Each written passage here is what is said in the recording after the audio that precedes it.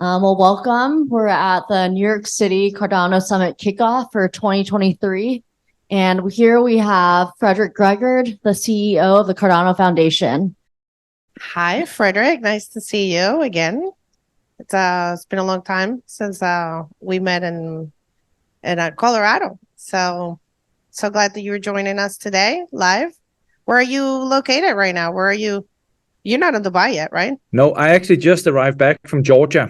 Been in Georgia for close to a week working with the state there to incorporate Cardano as a part of the, let's call it, infrastructure. And also, there's something called South Caucasus, which is a set of countries who's right now trying to establish the old Silk Road trade due to the conflicts around the world. So this gives them an opportunity to actually work together as countries instead of being in a war. And there I had the pleasure of meeting the Prime Minister of Azerbaijan, among others, and also the Prime Minister of Georgia. And on that side as well, I also had the opportunity to get the first bottle of wine from the new track and trace solution of Cardano. So this is 100,000 bottles. This is number one from 22 different wineries, who's all trackable on the Cardano blockchain. So they're being bottled as we speak. So that was really interesting. That's amazing. I know I've been following that a little bit, and I knew that you were going to be doing more with it, like tracking from the beginning to the end. So I look forward to seeing more about that. So I know that you have a presentation for us. Are you ready to do that? Or do you want to do a little more Q&A now, or tell us how you want to do it? Well, I'm currently working a little bit on sort of the messaging I have for the Cardano Summit in Dubai. And so I wrote down sort of a few things, and maybe you'll be the first one to hear that. Some alpha from Gregaard. Pull the tea, yes. All right, let's do that. Is that you need us to pull out the slide, or are you going to do that for us? No, I'm just going to freestyle a little bit for maybe 3-4 minutes, and then we do some AMA and whatever you want, and hopefully you're going to have an amazing time. So there you go. Cool. Take it over. Yeah.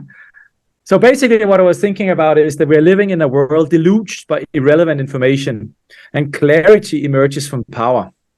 2 years ago, Mark Carney, the former governor of the Bank of England and Canada, shined a light on such clarity when he said something very important, which is even more important to Cardano.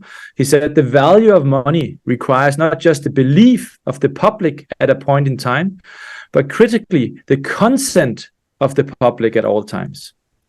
When it comes to money, the consent and trust of the public must be nurtured and continuously maintained. And that's really important for us because we're going into the age of Voltaire. So when we think about content is also about how we look at democracy and how we look at how you exert power over the Cardano infrastructure in the future, but also how you can use that, as I just imagined and lived through when I was in Georgia this week. The contemporary landscape is abundant with information, yet it is challenging to maintain a clear vision.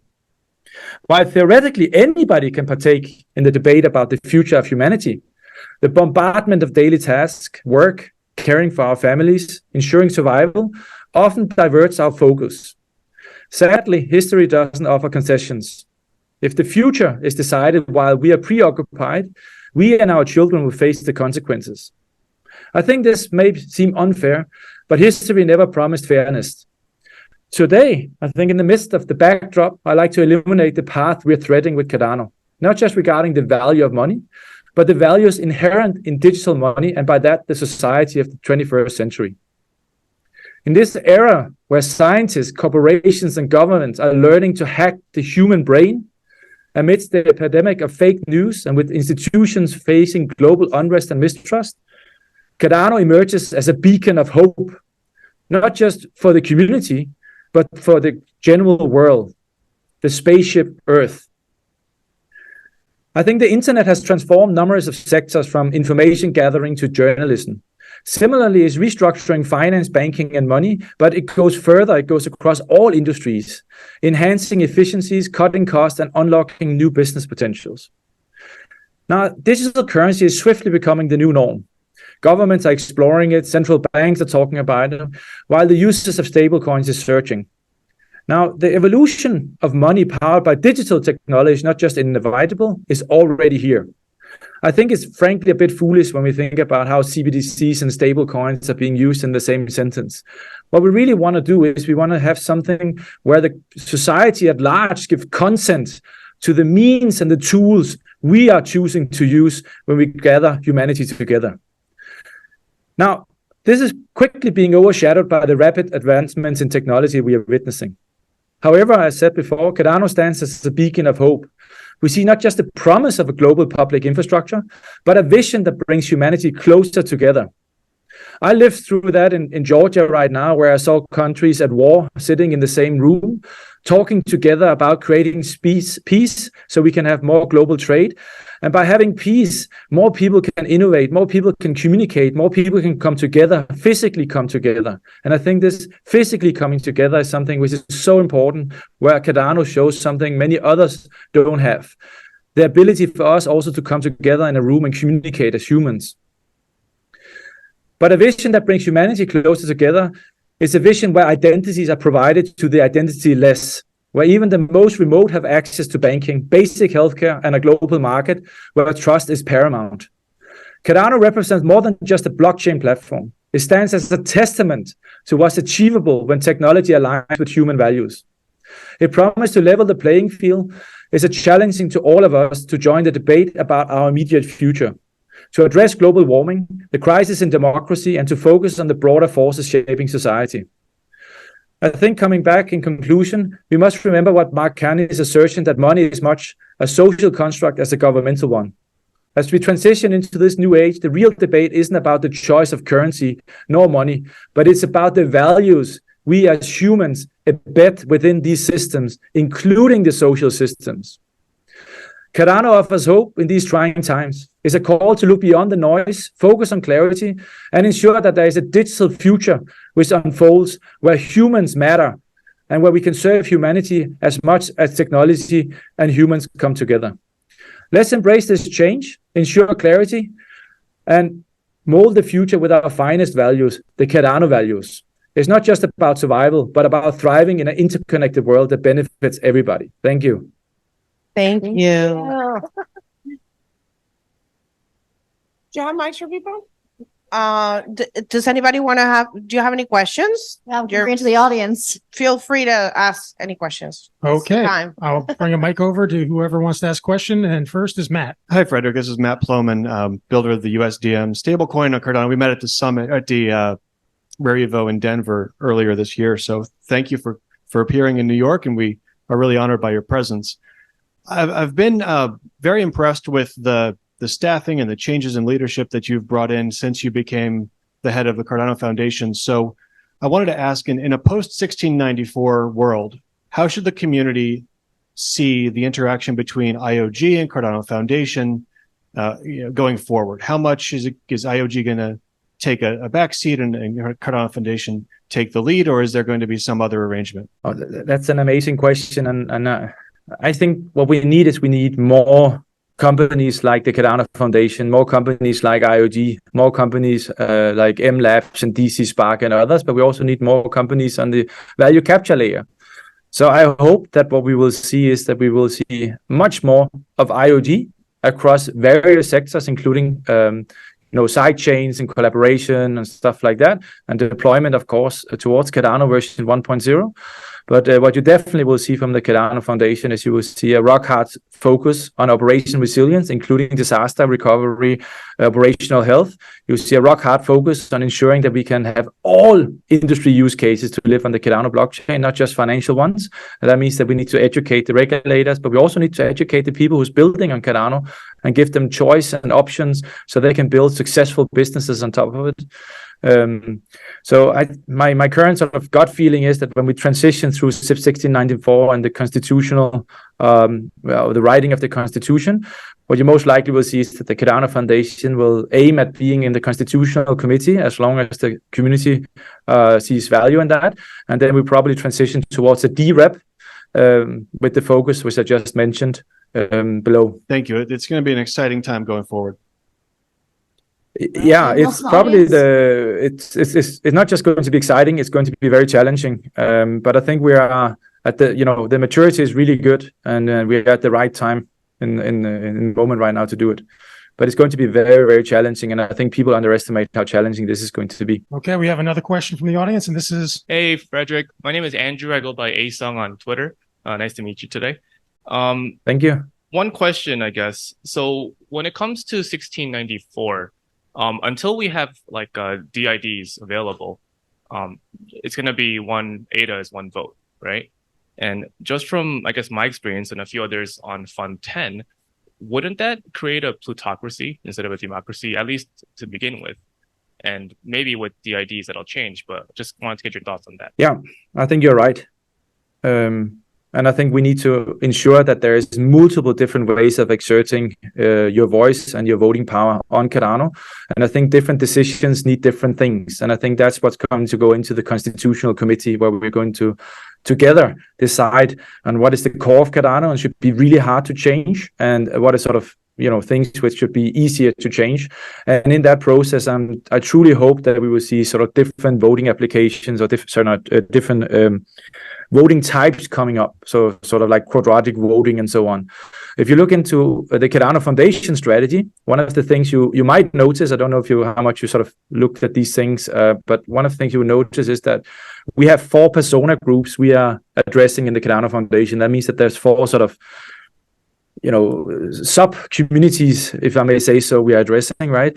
And one of those communities cannot hold ADA or will not hold ADA. So it's something which is very near and dear to my heart, what you're saying, because I think actually you can also contribute to Cardano, and you might want to contribute to Cardano even though you don't hold ADA or a large sum of ADA. Hey, Frederik. My name is Dave. I go by Cardano Nudes on Twitter. I'm part of the Friends at Cardano Over Coffee, and of course the Cardano Stoners Club. So great to have you here live here in New York. Such a pleasure. And this is my 3rd summit event, and the first time we've seen NFT technology being used for the ticketing infrastructure. I'm curious to know your perspective on the successes and challenges of using Cardano in this way, and kind of what you think the future might look like powered by Cardano. Oh, you hit a sore spot. There is if I divert a little bit on this question, let me come back to that the next time we meet, huh? But normally I just tell you the answer straight away, right? But here there is a curveball, huh? Now, in the Cardano Foundation strategy, one of the big throngs is, if we don't use blockchain, why should everybody else use blockchain? So I think what's really crucial, important is that that we use the blockchain as much as possible, even though that it might be a bit cheaper to go in a centralized way, because this is how we generate experience. This is how we do transaction diversity and so forth. Now, that being said, the regulation in Dubai is quite is on certain parts really, really good. They've really been looking ahead. But exactly when we look at the summit here, what's very important is that we had to ensure that there was no sort of promotion of tradable NFTs or tokens in there, because that would actually sort of change sort of the licensing scheme we needed to have in order for actually hosting a summit there, which is sort of a bit strange when you sort of think about a summit and sharing knowledge and so on. So that's why it's sort of a little bit of a spot. The other part which I think is really crucial about this is that we see that NFTs is much wider than just art, and is being now used also to connect identities and stories of identity. And specifically on Cardano, we have this sort of amazing value proposition that you can have dynamic data in an NFT. And there's a lot of really good use cases for that. Thank you so much, Frederik, for your perspective. I really love the NFT ecosystem within Cardano. We have the most composable assets out of any blockchain. So I'm really excited for the future and what it looks like, and to keep cooking in that regard. Hope you have a great time. Thanks again for joining us here in NYC. Yeah. Thank you. Anyone else have a question for Frederik? No? Go All right. Back to you, ladies. We have a bunch of questions that we wrote ahead of time for you, Frederik. So I think you're prepared for these ones. Can I go for it? Yeah. Are you ready? Oh, he's ready. Oh, he's ready. Okay. All right. So the Cardano Foundation recently restructured its stake delegation structure. So do you want to talk a little bit more about that? And what was the strategy behind those changes? of restructuring? Sure. So when for those of you who can remember it, I arrived in the Cardano Foundation about 3 years ago, and one of the first things I was actually sort of make an official delegation strategy. And what was very near and dear to my heart is to sort of anchor that into the maturity of the blockchain plus the maturity of our ecosystem. Not just the one we have today, but also the one we interact with and are hoping to attract in the future. At that time, what was most important for us was decentralization. When I say decentralization, we've now expanded that word quite a lot due to the Edinburgh Decentralization Index. And I hope that you probably read the first sort of report around that, which is very interesting. But what we meant at that time, because this was sort of at the era where we were looking at encouraging SPOs and as many as possible, because we really wanted a decentralized operation of Cardano. And today, I think I'm very proud that we have such a decentralization in node operators. Now, as we sort of chugged along and Cardano became more mature, but the community also became more mature, we wanted to continue to encourage people to build something that the community needs, which is preferable also open source and helps the ecosystem to thrive. But as I said, the requirements of the protocol is constantly evolving and changing, and therefore things also move. And what we basically looked at here is we wanted to do the following changes. The first was the delegation duration. So we've been tracking for a while the sort of, how much of a boost is it actually to get a delegation from the Cardano Foundation? And is it, with a 3 months boost, does that, ensure that the people who are running that stake pool actually get enough attention around themselves that they can deploy things and they can put focus on delivering things? And we saw that this might be a bit too short. So we wanted to sort of extend it to approximately 12 months. We hope that this will benefit operators and allow them to really focus on their contributions to Cardano. The other thing we wanted to do is we wanted to basically reduce the number of pools we delegate to, which basically means we're increasing the size of the packages. This combined with the extended delegation duration, I hope will help to enhance the overall quality of the selection, plus allow pools to flourish. We just have to be a bit honest and say it was a lot of work for us to go through like the 300-400 pools who are sort of applying to it. And we see that, there's some people who do really well, and we don't want to lower the bar too much compared to what we were trying to achieve. That's not being said. I mean, I really like the decentralization of stake pool operators. We just have to say that some people, they go beyond and above for some of those things. What's probably most controversial and what you're probably aiming at asking me is probably the one with the single pool requirements, and that's simply because we've seen that if people really do something well, the community also flocks towards that. And some people, it's very hard for us to basically do any kind of due diligence on this. So if a husband and a wife both run a pool, is that then the same? Is that like a multi-pool? Is it a single pool? So sort of having sort of a view on this was actually quite hard. So we think that by removing that, it would give us a bit greater flexibility. And it will also aim at a greater inclusivity among how we delegate. Now, that being said, we are not aiming at delegating to large clusters of pools or to even exchange pools or something like that. That was not the intent. It's basically just to ensure that we can have more inclusivity here. And then the other part I think we got sort of a lot of questions about was that some people found it very hard when we started looking at the networking stack and said, we would like to have an X amount of relay nodes and so on. And that you have to sort of look in the context of the Cardano Foundation's operation resilience strategy, where I'm very proud to say that the Cardano public blockchain has been up for more than 2,000 days. And we have the most code commits of any of the large blockchains out there, which is truly remarkable. And we would like to continue on that journey. And therefore, what we've seen is that, at least 2 relay nodes and a block producing mode gives us much more resilience on that. And we would like to sort of, basically acknowledge that and encourage people to have very, very thorough setups, which ensures that Cardano can run for the thousands of people and companies who's deploying on Cardano. So recently, we had what some call the halving, right? This is the first epoch that we're doing the minimum cost for pool operation was reduced from 340 to 170.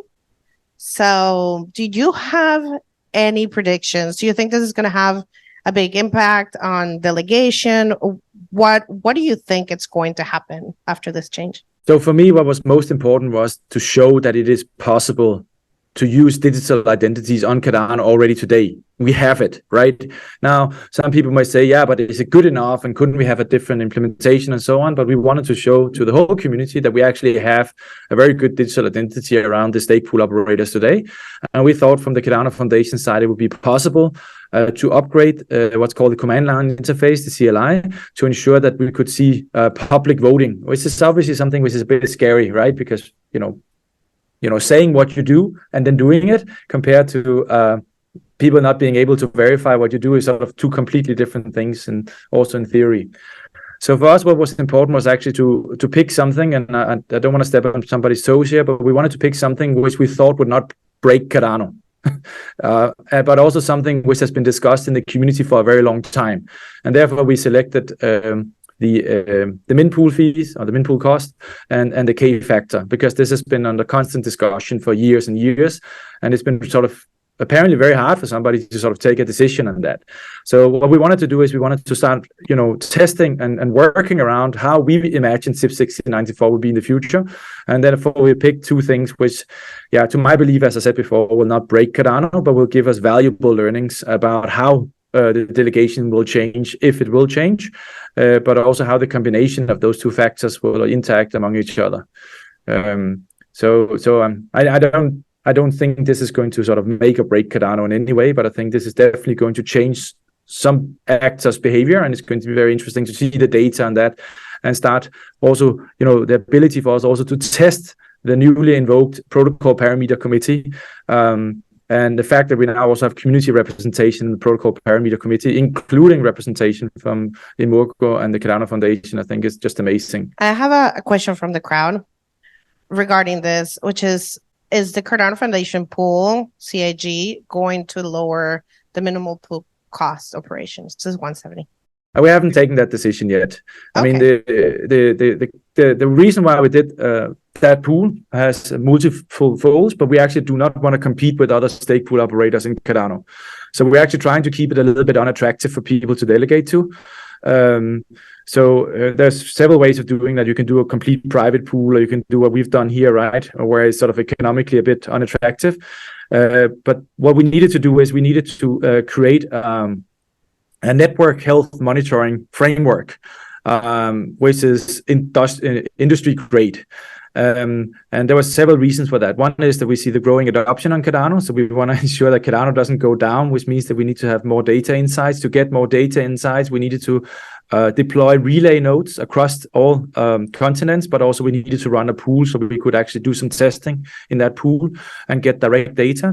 And then I'm very happy that there's over 120 stake pool operators who share their node data with us, which basically meant that we now have a fantastic real-time network monitoring tool, which also IOG and Intersect is very happy for, and we are planning to deploy some of that into the Cardano Explorer. And the other reason was simply because we needed to activate Cardano AG. It's a sort of a legacy from before my time. And I needed to clean that up and ensure if somebody was looking at it from the outside that there was some activity in that. So we thought, hey, there's two good reasons with one, huh? So it makes sense. What about K? What do you think is going to happen with any plans with the other part of the poll, which it was to change K, the parameter from 500 to 1,000, right? Mm-hmm. Yeah. Is that? Do we expect that to come after, or is that something that is still on the table? Are you going to redo a poll for that? Is that tabled? What's the next step on that direction? I mean, from the Cardano Foundation point of view, the community has voted, and we can verify that on chain for the first time. That means that everybody can see what happened, and there was a very, very high percentage of ADA involved in this. So we are pushing forward to ensure that we will follow up on that road. Right now it lies in the parameter committee, right? And I think what's very prudent is that you don't do two changes of protocol parameter at the same time. What you want to do is you want to sort of, do one, and then you want to see what's happening, and then you want to do the other one, see what's happening. Because if you do both and you're trying to learn from it, it can be quite hard for you to gather the data because it's a combination of two parameters at the same time. Just want to ask the audience first before we move on. Well, if you have a question, definitely raise your hand. I have, well, it's not so much a question. So, Frederik, my name is Jeff Shearing, one of the people who helped put meetups together here in New York City. So I just wanted to say thank you, first of all, for the continued sponsorship from the foundation to have these events. We're very grateful. And with that said, I wanted to kind of put a plug in for the foundation in terms of things you all are doing to help foster community and also the ecosystem in general. I mean, I know you guys sponsor Aiken, which is one of the new languages to help make it easier for developers to create things on the platform. But what else are you all doing, and how else can people who are new to this blockchain find out more about how to build something on Cardano? I'm not sure when I should end or start on this, but let me take a shot at it, and then you have to let me know if it's just too much one-way communication, huh? I think in terms of what the Cardano Foundation doing, sort of looking backwards, last year we introduced this sort of activity report. So what we're trying to do is in the start of the year, we would like to come out with sort of a strategy video, or sort of like, we would like to do the following. And then at the end of the year, we would like to look back and say, did we actually do that? And the reason we want to do that is we would like to create some accountability towards, that we're not just doing whatever we want, but we are actually saying, hey, this is the strategy, this is how we're going to spend our resources. And then, some of it works and some of it doesn't, but the ones who doesn't, we also can learn from that. And I think a huge chunk of what the foundation should be doing going forward should be measurable either on the blockchain or through other databases like GitHub repos and so on. So I think that's very important. We put all of that under sort of the umbrella of 6 boxes, which all run up into operation resilience, adoption, and education. Now, I haven't checked before I went on today. If we haven't already done it, we will next week launch 2 Java libraries, and we're going to launch a set of other Java libraries, which basically hooks up into sort of what we call Ledger Sync, which is a database synchronization tool, much similar to DB Sync. And I think what's really interesting around that is we've actually done quite a lot of work on the reward calculation, which is one of the things which has been extremely hard for the community to get their head around. Simply due to the complexity of the node, but also due to there's been some manual changes in the reward calculation over time. Huh? So our hope is that that's going to bring not better, but it's going to bring more added value to the explorers, as this is open source and they can take our work. But also that the Java libraries will encourage Java developers, right? Like we also now have Python developers coming in there, and we have Icon developers and so on, right? So a little bit more language diversity, we think, was definitely something we were very keen to see, including also how we are working with open source. And I have to say, even though we bootstrapped Icon and we have a very strong belief in it, I think what you can see now, you can already see sort of a lot of third-party contribution to Icon, not just from projects, but also from single developers. And I think this is a complete new way of building. And I think the sort of the results is you can see the results also in the adoption of Icon. And then last but not least, if you haven't seen it yet, we did the alpha and the beta program on the educational front, and just here after the summit, we will finally be launching module 1 and module 2 on the education part. And module 1 is really about 3rd generation blockchains, and module 2 really allows you to deploy on Cardano. Now, this is not for software engineers. This is for business people, and maybe for, design engineers and other people who want to start working on Cardano. The real engineering stuff, you either have to go through the documentation or go to one of the master classes from IOG or the Emoco Academy. But I think there's a lot of good content there, and we already see universities are lining up, but also Fortune 500 companies are lining up now to digest this information, because they feel this is some of the most powerful who's been written. And that also is a shot at documenting the actual Cardano implementation. So for those of you who are a bit more technical, you would probably know that there's the best academic research, it has been done, then an implementation has been done, and a lot of new code is being released all the time, but we don't actually have a really good description of the implementation. And that's also sort of our contribution to start getting some of that down. So ambassadors, community members, but also just plain people who want to build and deploy on blockchain, they have a good starting point to do that in multiple languages as well. So we won't translate it, unfortunately, right? But we will make it available for AI translations or local translation, as everything will be covered under a sort of a public source or open source license, which also means that we're actually going to give it away to other blockchains, which some people have been a bit angry about and said, why would you give it away to other blockchains so they can put their logo on it? You know what? We're doing that because we want to have more adoption on blockchains in general. Do we have any follow-up questions from the crowd? Thank you, Frederik. Anyone else? No, I think we're all set here. All right. I have another question for you, Frederik. So the Cardano Summit 2023 is coming up really soon now in Dubai. I want to know, what are the Cardano Foundation's goals for the summit? And is there anything that you're personally looking forward to? At this stage, I'm probably looking forward to the Cardano Summit being done. It's been quite a rough journey to get to this point here, and we have a global conflict which basically ensures a lot of Americans are suddenly not traveling because they're not allowed to travel to that region anymore, and we have sort of last-minute curveballs from left, right, and center. But yeah, I think outside that, we really try to build the summit around the operation resilience, education, and adoption. And I think some of the things what I'm looking very much forward to is that we have sort of legacy businesses coming, like Boston Consulting Group and like the ports of Dubai and so on.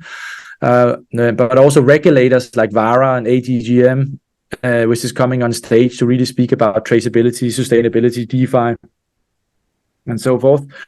And including that, we will also have NGOs like United Nations Humanitarian Crisis Organizations and United Nations UNDP and so on coming.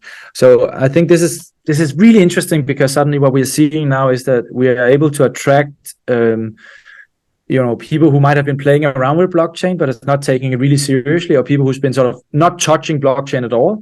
They're now coming to a summit who is filled with blockchain aficionados and people who really have dirty hands and know how to deploy.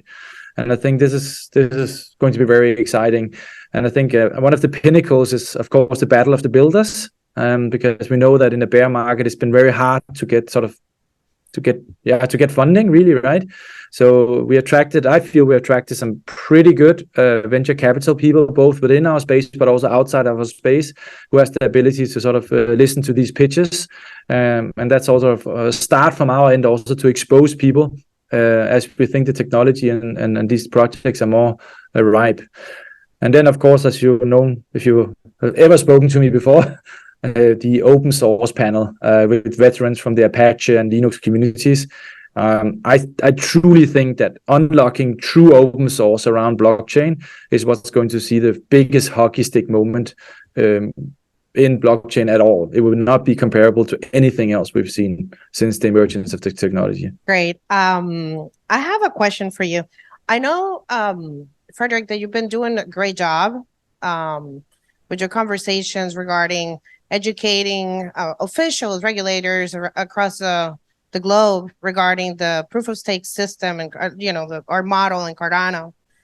What are your takeaways from these conversations that you had the past year? I think my takeaways is that both from my last visit to Brussels, where I met with lots of members of parliament, but also the people who wrote MiCA. MiCA, by the way, is sort of let's call it the stable coin regulation in Europe, which is sort of not very friendly towards Americans, to be very frank. It's really written to protect the European constituency, but also to, I was together with European banking authorities, FCA, European Securities and Market Authorities, also equivalent to the SEC from the US. I actually also had talks with the SEC and other agencies in the US. I think we've done ourselves a misfortune in blockchain because we use the same words, but we don't mean the same words. I'll give you an example. we say Cardano is a proof of stake blockchain. Well, that might hold true from one lens, but the way we implement the proof of stake compared to other proof of stake models is dramatically different. So different, in fact, that when I show these regulators and policymakers the Cardano Explorer with the staking life cycle, they are just like, they're sitting with open mouths and said, we did not think this is how it worked on Cardano. This solved all the problems we were sort of trying to solve for, not just in terms of transparency, that we actually understand the workflows and who's the counterparts and the ownership change and all those things, and the fact that there's no slashing and so on. But it also is very transparent for them. They can understand it, right?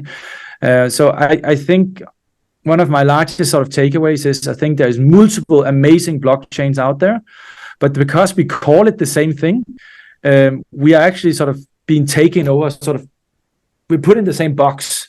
And I think that's unhealthy, because some of these blockchains out there is amazing to do agricultural proof of contribution or something like that. Other blockchains is really good in gaming, and other blockchains are really good around identity, right? The way actually Cardano is set up is, in my view, probably with the current financial regulation which is in place, probably the best bit of something who can scale but also can work with the current financial regulation. So I think, unfortunately, we are doing ourselves a disfavor. There was somebody in here from the NFT community before, and my shout out to him is, I know from a marketing perspective, let's call it NFTs, right? But let's be very specific that NFTs on Cardano work differently than NFTs on other blockchains, because that actually is going to help you dramatically in getting some of these things approved, but also ensure that they're not going to be hit with the regulation who's coming downstream now.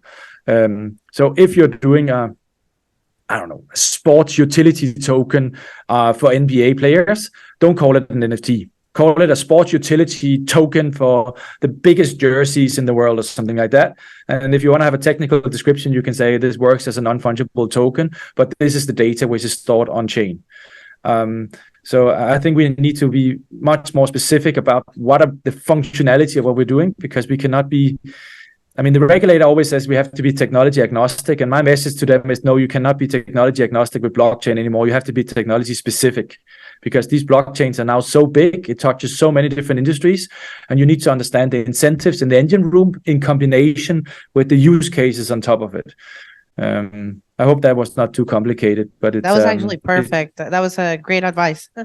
So what can we as a community do to create more clarity and uniformity in language to help just like keep pushing this technology forward, and maybe to help regulators understand the difference between all these? What can we as the Cardano community and people here do to help you?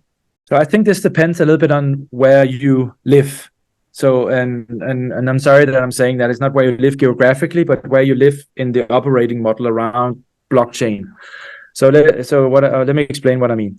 If you are in the, what I always refer to as the green box, this is value capture segment. This is, you're building dApps, you're doing amazing things where end consumers interact with your business model, and that business model live on Cardano.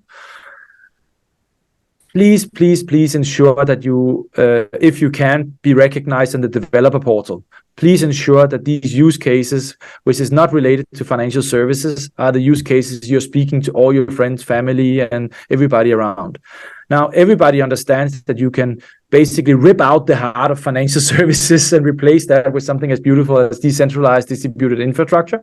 I think everybody got that now. But what they don't understand is that Cardano is so much more. It is so much more around other industries. So every use case you have, which is not hardcore Wall Street, scream about it, do meetups about it, educate about it, translate it into 100 different languages, reach out to the developer portal and get it in there, in on the channels and the Discord channels.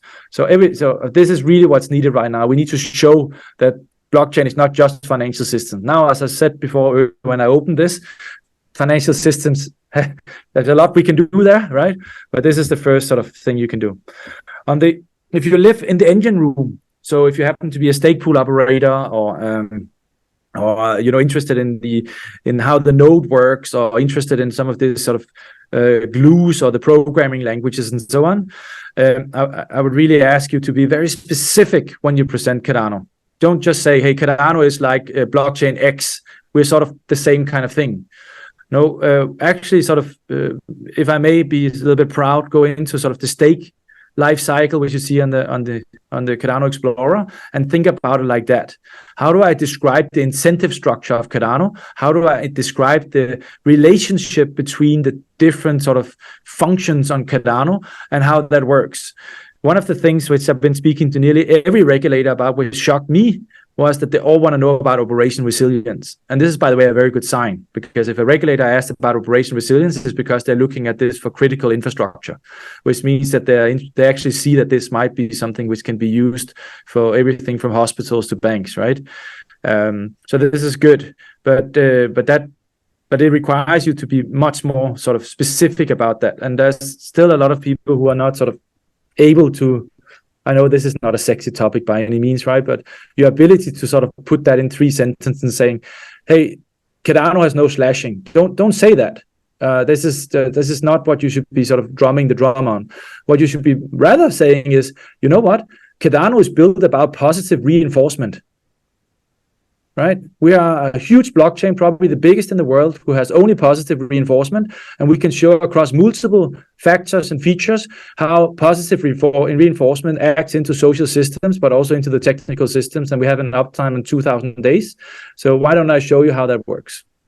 I know this doesn't sell Twitter clicks and all that, but we need a guide from you, like a Frederik lingo report.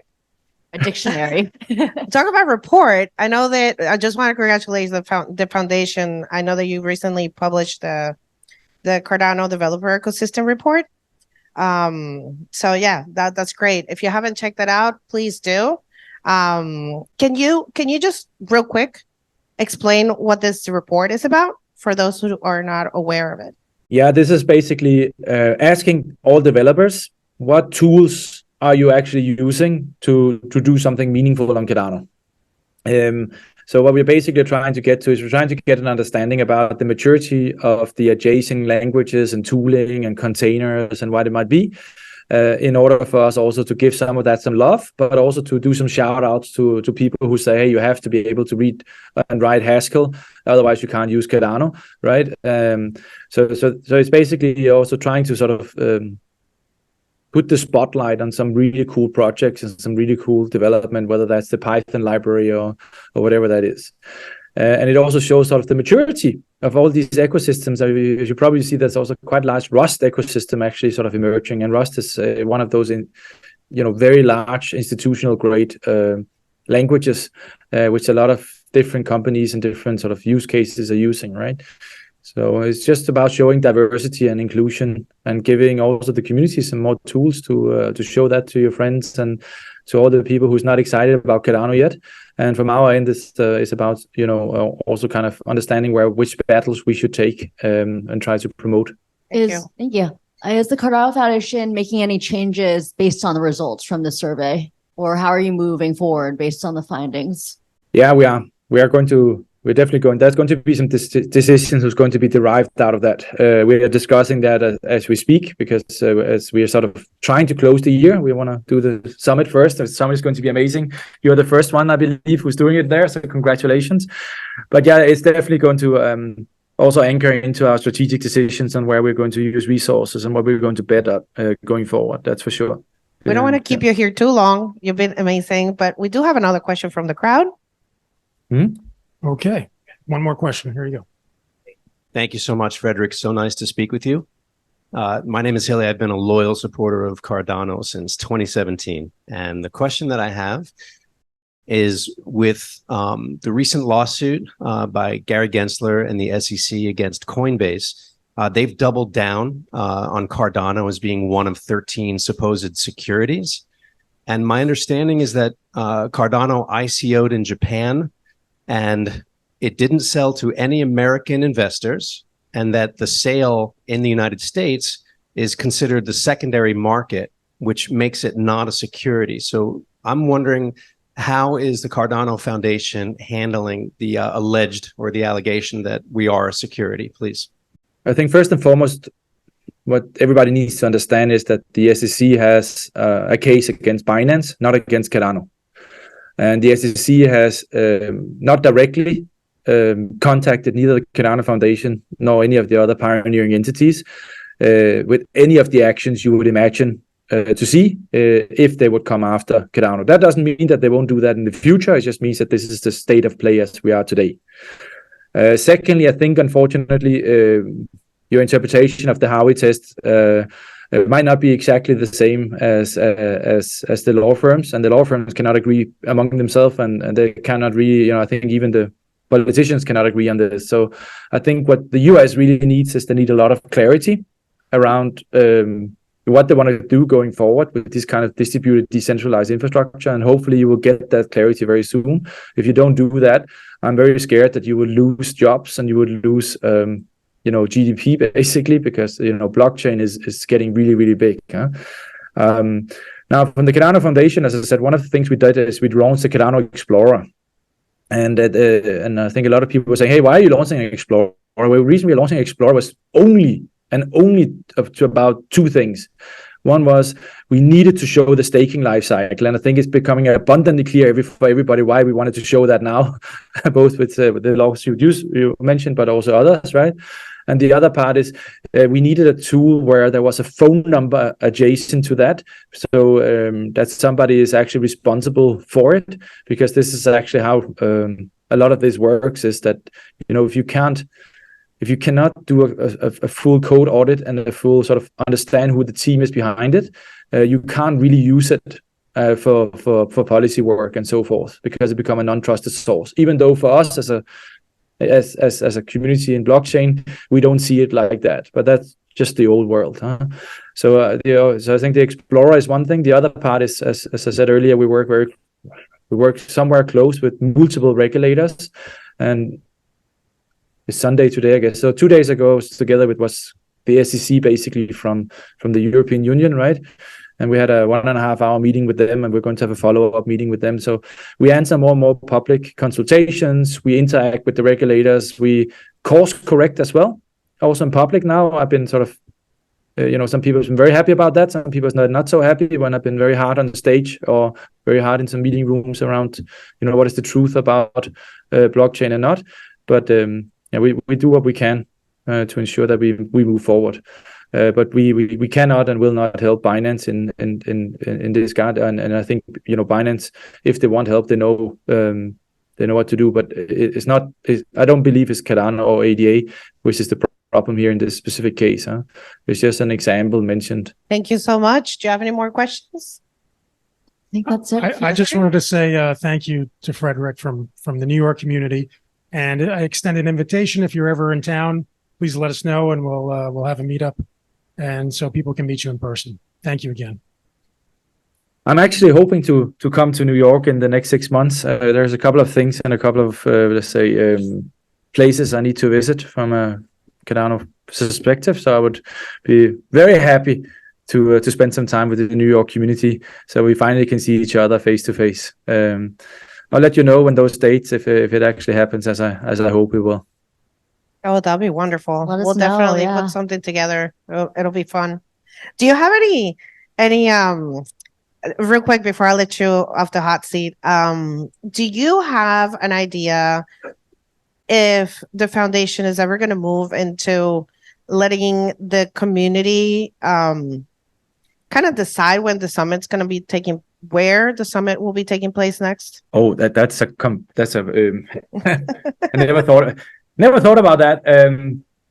So how it works is that the marketing team basically do their work, and then they come up with a short list, including a recommendation. And how we try to do it in the Cardano Foundation is that the people who are subject matter experts, they have to own their own decisions. So if there's sort of a unilateral sort of marketing team coming and saying this is where the summit is going to be, well, 99% chance is that this is where the summit is going to be. My current understanding was that there was actually sort of quite a lot of interaction with community members around the summit selection of what's coming up now in Dubai, and they already started on looking at destinations for next year. Now, one of the reasons why we didn't go to the US, to be very frank, is that we were in the US 3 years ago, and Cardano is a global project. So as you remember, we were in Wyoming there, hosted by IoT, and I think they did a really good job. And the other part is that there's actually two really large, really great sort of summits there, right? Both the NFT Con and the Rare. Is it Rare Evo or Rare Bloom? I can never remember, but the one in Colorado, right? So they're both, I think they're pretty good. But my hope was that the marketing team was certainly in contact with the community. So, and I wasn't really speaking much for the US, just to make it clear. I know we do get a lot of events here, so we're very grateful. I'm thinking more like the rest of the world, because I do as an ambassador, I reach out a lot with this question: why how do we pick these places, and if there is a chance for us to move into maybe bringing the summit to developing countries, and kind of like bring the crowd there, help the local community, and also bring the message to those who need it the most, right? Yeah, that's a good. Yeah, but thank you so much. Thank you. I think just get in touch with our marketing team. Yeah, I think get in touch with our marketing team. They're in charge of it, and I think they did an amazing job last year. It was rock solid, and I think Dubai is going to be really good. And I'm really sorry that most of you will not make it, but I'm very, very grateful, and thank you very much for having your local summit there in New York. It means really a lot to me that you're grabbing the tools and getting this done. So thank you very much for that. Thank you for taking the time with us, and for anyone who couldn't make it in person, we're gonna have this published online too on the Convincing Crypto YouTube channel. So stay tuned for that. We'll have a little bit more images, and you'll be able to see Frederik online. Thank you so much, Frederik. It's lovely to have you here, and enjoy the summit. Thank you very much, and have a lovely Sunday.